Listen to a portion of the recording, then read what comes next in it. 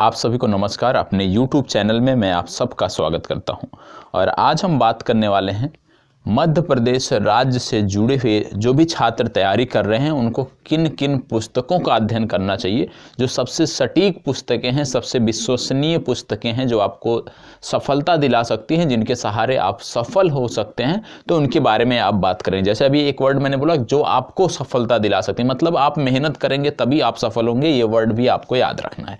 आप सबसे पहले किसी भी चीज़ की आप तैयारी कर रहे हैं, किसी भी राज्य विशेष की तैयारी कर रहे हैं, एसएससी की तैयारी कर रहे हैं, बैंकिंग, मतलब किसी भी प्रकार की प्रतियोगी परीक्षा की यदि आप तैयारी कर रहे हैं तो सबसे पहले आवश्यक होता है कि जो भी आप तैयारी कर रहे हैं, जिस विषय वस्तु से जुड़ी हुई तैयारी कर रहे हैं, उसके बारे में आपको बेसिक जानकारी होनी चाहिए। उसका पाठ्यक्रम क्या है उसके बारे में आपको पता होना चाहिए। तो पाठ्यक्रम पता होना चाहिए। पाठ्यक्रम के बाद जो दूसरी सबसे बड़ी बात आती है कि किस चीज़ की हमें जानकारी होनी चाहिए, उसके बारे में यदि हम बात करें तो पाठ्यक्रम के बाद जो सबसे महत्वपूर्ण दूसरी विषय वस्तु है वो आपका आता है कि किन चयनित पुस्तकों के बारे में हमें पढ़ना है। तो पाठ्यक्रम सबसे पहले हो गया, पाठ्यक्रम के बाद हो गया कि किन चयनित पुस्तकों को आपको पढ़ना है। तो सबसे पहली बात, जो लोग अभी शुरुआत कर रहे हैं या कुछ दिनों से तैयारी कर रहे हैं, तो पहले आपको बता दें कि सबसे पहले आप पाठ्यक्रम को समझने का प्रयास करिए। जो राज्य विशेष का सिलेबस है या किसी भी प्रतियोगी परीक्षा की तैयारी कर रहे हैं उसका जो सिलेबस है उसको समझने का प्रयास करिए। तो सबसे पहले हम बात कर रहे हैं मध्य प्रदेश राज्य विशेष से जुड़ी हुई तैयारी के बारे में, MPPSC से संबंधित तैयारी के बारे में कि मध्य प्रदेश विशेष की तैयारी आप किस आधार पर कर सकते हैं, किन बिंदुओं को ध्यान रखते हुए आप इसकी तैयारी कर सकते हैं, उसकी बात हम करने वाले हैं। तो सबसे पहले मध्य प्रदेश का जो सिलेबस परिवर्तित किया गया अपने आप में अनोखा है, क्योंकि इस तरह से सिलेबस का डिवीजन किया गया है ना कि आप सिलेबस देखेंगे तो आपको भी समझ में नहीं आएगा कि एक एक विषय वस्तु, एक ही विषय किस तरह से दो पेपरों में अलग अलग जगहों पर रखी गई है। तो कहने का मतलब है कि पाठ्यक्रम की समझ आवश्यक है, और जब आपको पाठ्यक्रम की समझ हो जाएगी तो आप चीज़ों को देख सकते हैं कि आपको क्या पढ़ना है क्या नहीं पढ़ना है। क्योंकि जो मध्य प्रदेश का सिलेबस है, कोई भी ऐसी मानक पुस्तक नहीं है कि भाई आप एक पुस्तक पढ़ लो और उसी से आपका सब कुछ कंप्लीट हो जाए। तो ऐसा मध्य प्रदेश के संदर्भ में देखने को नहीं मिल रहा है। चलिए सबसे पहले बात करते हैं बुक लिस्ट की कि किन किताबों को हमें पढ़ना चाहिए। जब हम बात करते हैं मध्य प्रदेश से जुड़ी हुई पुस्तकों की या किसी भी राज्य विशेष की, जब हम तैयारी की बात करते हैं तो सबसे पहली जो पुस्तक आती है, सबसे पहला जो विषय आपका आता है वो आता है इतिहास का। चाहे आप UPSC की बात करें, चाहे आप राज्य विशेष की बात करें, बैंकिंग, SSC, रेलवे, NTPC, किसी भी परीक्षा की बात करें, इतिहास का एक अपना महत्वपूर्ण योगदान है। तो उसी प्रकार से आपके राज्य विशेष में भी इतिहास का महत्वपूर्ण योगदान है। तो चलिए देखते हैं कि किस प्रकार से इतिहास महत्वपूर्ण है। सबसे पहले इतिहास के लिए आप जानते हैं, प्राचीन इतिहास की यदि पुस्तक पढ़नी है प्राचीन इतिहास के बारे में तो आपको NCERT पढ़नी है। बेसिक RS शर्मा की NCERT है, विशेषकर कोई भी परेशानी नहीं होगी यहाँ पे। प्राचीन इतिहास के लिए NCERT पढ़िए RS शर्मा की। मध्यकालीन इतिहास के लिए सतीश चंद्रा की ओल्ड NCERT जो आती है वो आप पढ़ लीजिए, सफिशिएंट है। और आधुनिक भारत के लिए आप राजीव अय्यर की एक पुस्तक आती है स्पेक्ट्रम, इसको आप पढ़ सकते हैं। तो इतिहास के लिए 3 मानक पुस्तकें हो गई जो बेसिक बुक हैं। यदि आप तैयारी कर रहे हैं, निश्चित रूप से आपने ध्यान नहीं दिया होगा, नहीं तो आपके राज्य बोर्ड में भी जो इतिहास की पुस्तकें होती हैं जो आपने 9, 10, 11, 12 में पढ़ी हैं वो आपके लिए लाभकारी होती है। तो सबसे पहले आपको क्या करना है, इतिहास के लिए इन 3 पुस्तकों का अध्ययन करना है। प्राचीन इतिहास के लिए NCERT, मध्यकालीन इतिहास के लिए सतीश चंद्रा की NCERT और आधुनिक भारत के इतिहास के लिए आपको राजीव अय्यर की पुस्तक पढ़नी है। अब बात आती है कि जब राज्य विशेष की हम तैयारी करते हैं तो उस राज्य विशेष का इतिहास भी दिया होता है। तो राज्य विशेष के इतिहास के लिए क्या करना है, जब बात करते हैं MP की, तो MP के राज्य विशेष के इतिहास के लिए आपको पुस्तक पढ़नी है। वो आती है महावीर पब्लिकेशन की पुस्तक आती है, मानक पुस्तक है, आप उसको पढ़ सकते हैं। उसमें मुख्य परीक्षा की दृष्टि से आपका सब कुछ कंप्लीट हो जाएगा जो मध्य प्रदेश के इतिहास से जुड़ा हुआ है। दूसरा पुस्तक जो आप सबको पढ़ना चाहिए वो है आपका लूसेंट। मान लीजिए इनमें से कुछ छूटता है तो लूसेंट में फैक्ट दिए होते हैं, तो वो फैक्ट आपके कहां से कवर हो जाएंगे, तो लूसेंट से कवर हो जाएंगे। तो लूसेंट जो है सभी विषयों के लिए जरूरी है। जैसे इतिहास की बात करते हैं वहां भी लूसेंट मददगार है।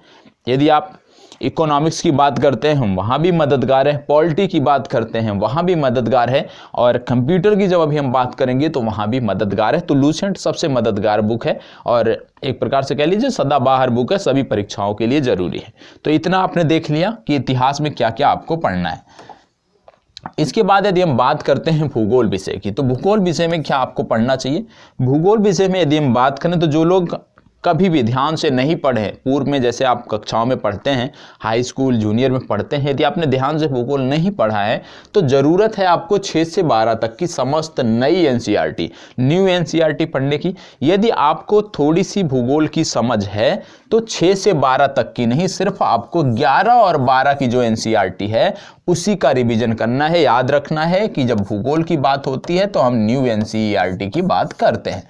तो यदि आपको समझ है भूगोल की और चीज़ें आपको समझ में आती हैं तो सिर्फ और सिर्फ आप 11 और 12 की नई एनसीईआरटी का अध्ययन कर लीजिए, आपकी चीज़ें पर्याप्त हो जाएंगी। कहीं भी आपको भटकना नहीं पड़ेगा भूगोल विषय के लिए, क्योंकि भूगोल विषय की यदि हम देखें तो सिर्फ और सिर्फ यदि आप एनसीईआरटी का अध्ययन कर लेते हैं तो आपको कहीं भी भटकने की ज़रूरत नहीं है। लेकिन यदि आप एनसीईआरटी से संतुष्ट नहीं है और कोई बुक पढ़ना चाहते हैं तो आप महेश बर्नवाल की बुक को पढ़ सकते हैं। इसके साथ साथ मुकेश माहेश्वरी की एक पुस्तक आती है, या जैसे अभी आपने पूर्व में देखा महावीर पब्लिकेशन की बुक लीजिए, छोड़िए इनको, महावीर पब्लिकेशन की बुक लीजिए भूगोल के लिए, जहां पे आपका मध्य प्रदेश का भूगोल भी कवर हो जाएगा, आपको परेशान होने की जरूरत नहीं है। तो महावीर पब्लिकेशन की जो पुस्तकें आ रही हैं मध्य प्रदेश के संबंध में, चाहे मध्य प्रदेश के भूगोल के संबंध में या मध्य प्रदेश के इतिहास के संबंध में, वो आपकी मुख्य परीक्षा के लिए आवश्यक हैं, जरूरी हैं। आपका ज्ञान उन पुस्तकों तक, उनका ज्ञान आप तक होना चाहिए। दूसरी बात आती है भारतीय राज्य व्यवस्था। भारतीय राज्य व्यवस्था में आप क्या पढ़ सकते हैं। भारतीय राज्य व्यवस्था में आप लक्ष्मीकांत की पुस्तक पढ़ सकते हैं, आप बिजार्ड की पुस्तक पढ़ सकते हैं, जो भी पढ़ सकते हैं। पुस्तक पढ़ने का मतलब यह है कि जिसकी भाषा आपको समझ में आती है आप वो पुस्तक ले लीजिए, कोई समस्या नहीं होगी। इसके साथ साथ आपको सुभाष कश्यप पढ़ना चाहिए, क्योंकि जितने अच्छे से पार्लियामेंट के बाद का जो खंड है सुभाष कश्यप में दिया हुआ है पार्लियामेंट से, उतना अच्छा डिस्कशन लक्ष्मीकांत में देखने को नहीं मिलता है मेरी समझ से। तो सुभाष कश्यप आपको अवश्य पढ़नी चाहिए। छोटी सी पुस्तक है और बहुत ही आसानी से आप पढ़ सकते हैं, भाषा बहुत ही आसान है, चीजें बहुत अच्छे से समझ में आएंगी। तो सुभाष कश्यप की बुक को भी आपको पढ़ना चाहिए जब आप राज्य व्यवस्था की बात करते हैं। इसके अतिरिक्त बात आती है साइंस की। साइंस के लिए क्या पढ़ना है, 6 से 10 की जो एनसीईआरटी आती हैं आप पढ़ लीजिए, आपके लिए पर्याप्त है, कहीं भी भटकने की जरूरत नहीं पड़ेगी। लेकिन इसके साथ साथ आपको लूसेंट भी पढ़ना है, क्योंकि फैक्ट आपको यदि एनसीईआरटी से नहीं कवर हो पाता तो कहाँ से मिलेगा, लूसेंट से मिलेगा। इसलिए लूसेंट का भी ज्ञान आपको होना चाहिए साइंस के संदर्भ में। इसके साथ साथ साइंस टेक की बात आती है, इसको कहाँ से पढ़ें, क्योंकि बहुत ज़्यादा खंड नहीं दिए हुए हैं आप में। तो साइंस टेक के लिए आप किसी भी कोचिंग संस्थान के नोट्स ले सकते हैं, या जो भी खंड आप में दिए हुए हैं, मैं तो ये कहूंगा कि जो भी साइंस टेक के आपके पाठ्यक्रम में दिए हुए हैं खंड, यदि आप चाहें तो उनको गूगल सर्च से, मोबाइल से भी स्वयं से पढ़ सकते हैं। बहुत ज़्यादा ऐसी कुछ भी चीज़ें नहीं दी हुई हैं जो साइंस टेक में आपको कहीं से भटकना पड़े। तो इसके लिए कोई भी बुक मैं आपको नहीं बोलूँगा, क्योंकि कोई भी एक आप बुक लेते हैं वो आपको ज़्यादा होगा। यूपीएससी लेवल की बुक मिलती है साइंस टेक में। तो साइंस टेक के लिए आप या तो नोट्स कोई किसी कोचिंग का, मध्य प्रदेश राज्य से संदर्भित किसी कोचिंग का ले लीजिए, या तो दूसरा तरीका है कि आप स्वयं से पढ़ लीजिए। ये सारी चीजें आपको गूगल पर मिल जाएंगी। इंटरनेट का यदि आप प्रयोग करते हैं तो वहां पे चीजें आपको उपलब्ध हो जाएंगी। इसके साथ साथ आगे बढ़ते हैं और अब बात आती है कंप्यूटर की। कंप्यूटर के भी कुछ खंड दिए हुए हैं, उसको कहाँ से पढ़ेंगे, उसको आप लूसेंट से पढ़ेंगे। दूसरी बात आती है इथिक्स की। इथिक्स कहाँ से पढ़ेंगे, इथिक्स के लिए जरूरी है कि किसी संस्थान का आप नोट्स ले लीजिए, जो भी आपकी नज़रों में मानक संस्थान है आप उनके नोट्स से ले लीजिए। यदि मैं बात करूं कि इथिक्स के लिए कहाँ के नोट्स पढ़ने चाहिए, या दर्शन शास्त्र आपका कुछ टॉपिक दिया है तो इसके लिए कहाँ का नोट्स पढ़ना चाहिए, तो मैं आपको प्रेफर करूंगा यदि आपको पतंजलि आईएएस के नोट्स मिल जाते हैं, पतंजलि आईएएस के नोट्स मिल जाते हैं, तो इस नोट्स में तो पूरा ऑप्शनल, क्योंकि इनके द्वारा क्या है कि दर्शन शास्त्र के वैकल्पिक विषय का अध्ययन कराया जाता है। तो जब वैकल्पिक विषय का अध्ययन कराते हैं उनमें से जो टॉपिक आप में है, जैसे चारवाक है, बौद्ध है, जैन है। तो जो टॉपिक आप में है वो आप इनसे पढ़ लीजिए। इनके नोट्स अलग अलग खंडों में डिवाइड होते हैं, तो जिसमें आपका टॉपिक दिया है वो आप खरीद सकते हैं पतंजलि IAS के नोट्स, या आपके क्षेत्र विशेष में जो भी संस्थान है जहां से आपको लगता है कि मानक मटेरियल मिलता है आप वहां से ले सकते हैं। ठीक है, तो इथिक्स और दर्शन शास्त्र के लिए मैंने बता दिया, पतंजलि IAS मिलता है तो ठीक है, नहीं तो आपके क्षेत्र में जो मानक संस्थान है जहां से आप पढ़ना चाहते हो वो आप ले सकते हो। ठीक है, लेकिन इसमें क्या है कि थोड़ी मानक पुस्तक होती है तो चीज़ें ज़्यादा बेहतर होती हैं, इसलिए प्रयास करिएगा जो नोट्स हों आपके मानक नोट्स हों। और यदि आप आज़ाद MPPSC से जुड़े हैं तो आपका जो कंटेंट बनेगा, जो आपका वीडियो बनेगा उतना पर्याप्त है, आपको कहीं भी भटकने की ज़रूरत नहीं है। यदि आपने पेड बैच ले रखा है हमारे संस्थान से तो ये चीज़ें आपको इसमें मिलेंगी, तब आपको कहीं से भी कुछ लेने की इनके लिए ज़रूरत नहीं है। पब्लिक ऐड की बात करें तो इसके लिए भी आप कोई नोट्स ले लीजिए, लेकिन मैं आपको बात बता दूं कि ये जो चारों खंड हैं, चाहे आप कंप्यूटर की बात करें, इथिक्स की बात करें, दर्शन शास्त्र की बात करें, पब्लिक एड की बात करें, या हेल्थ एंड एजुकेशन की बात करें, ये जो 4 से 5 टॉपिक हैं, यदि आपने हमारा पेड बैच लिया है तो वहाँ पे आपको मिलेंगे, तो उसके लिए आपको परेशान होने की ज़रूरत नहीं है। लेकिन यदि आपने बैच नहीं लिया है और नहीं ले सकते हैं तो प्लीज़ किसी भी मानक संस्थान का नोट्स ले लीजिएगा, क्योंकि कोई एक यदि आप पुस्तक खरीदते हैं तो उससे कवर होने वाले नहीं हैं। यदि आप कहीं से दर्शन शास्त्र वैकल्पिक विषय के नोट्स आपको मिल जाए तो वहाँ से अपने टॉपिक छांट के आप पढ़ाई कर सकते हैं। इसके साथ साथ यदि हम बात करें इकोनॉमिक्स की, कि इकोनॉमिक्स से आपको कहाँ से पढ़ना चाहिए, अर्थव्यवस्था का ज्ञान आपको कहाँ से होगा, तो सबसे पहले बेसिक NCERT आप पढ़ लीजिए। बेसिक NCERT पढ़ने के बाद क्या करना है, मैं तो आपको बोलूँगा कि यदि आप NCERT नहीं भी पढ़ना चाहते हो तो कोई बात नहीं, आपको क्या करना है, एक अध्यापक हैं, बहुत मानक अध्यापक हैं जिनका नाम है मुर्नोल्ड IAS। तो आपको क्या करना है, यूट्यूब चैनल पर जाना है, यूट्यूब पे सर्च करना है मुर्नोल्ड IAS, और जैसे ही आप मुर्नोल्ड IAS सर्च करेंगे, क्योंकि इकोनॉमिक्स के देश के सर्वश्रेष्ठ टीचरों में से, अध्यापकों में से एक हैं, और बहुत ही आसान भाषा में इन्होंने अर्थव्यवस्था को समझा दिया है। तो आपको क्या करना है, इन पर जाना है और इनका कोई भी, जैसे इनका सीरीज मिलेगा 2018 की सीरीज मिलेगी, 2017 की, मतलब जब बजट हमारा आने वाला होता है, जब UPSC का एग्जाम होने वाला होता है तो उसके बाद ये वीडियो क्रमवार बनाते हैं। तो प्रत्येक वर्ष ये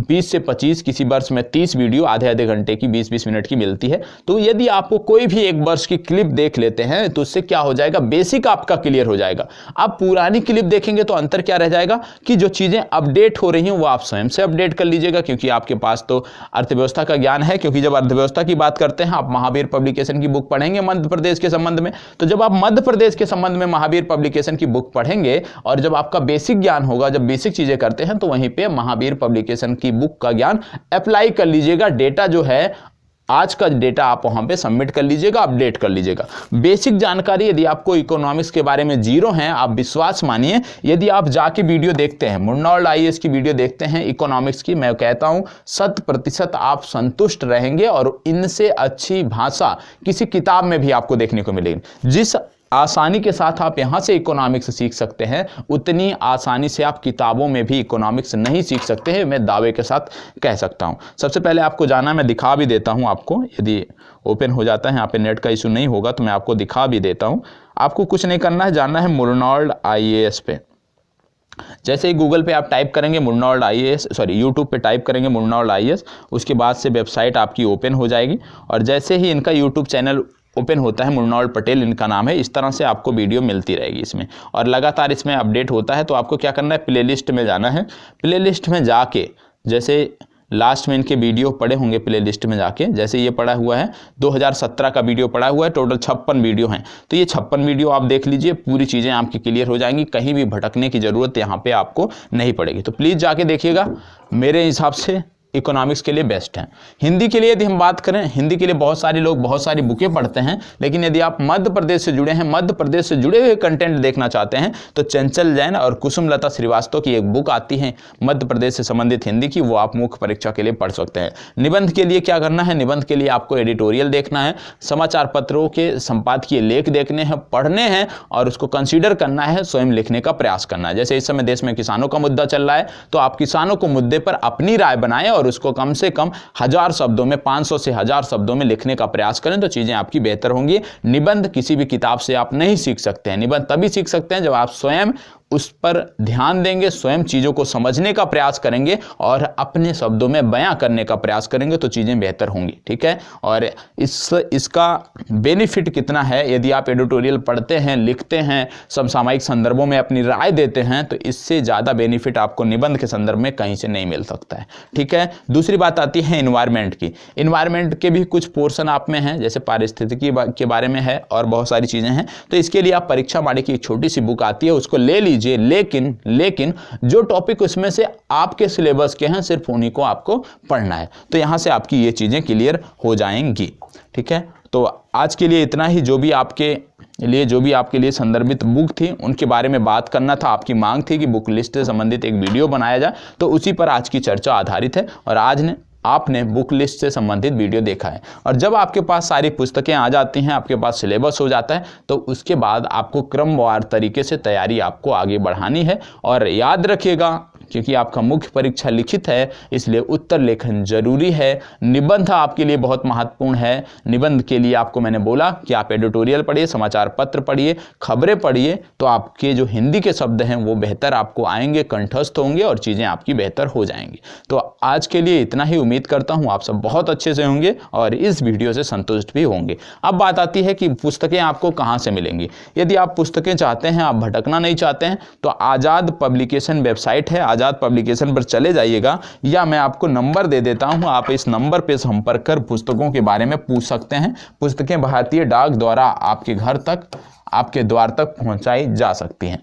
ये नंबर मैं लिख दे रहा हूं, इस नंबर पर आपको संपर्क करना है और यहां से आपको पूरी जानकारी पुस्तकों के बारे में मिल जाएगी। तो नंबर है 8929821970। ये नंबर है आज़ाद पब्लिकेशन का, जहां से आप संपर्क कर सकते हैं, या आपको कहीं से भी मिलता है, फ्लिपकार्ट, अमेजन, कहीं से भी मिलता है, तो आप वहां से भी जा सकते हैं। ठीक है, कोई आपको बाध्यता नहीं है। तो अपनी चर्चा को यहीं पे विराम देते हैं। धन्यवाद।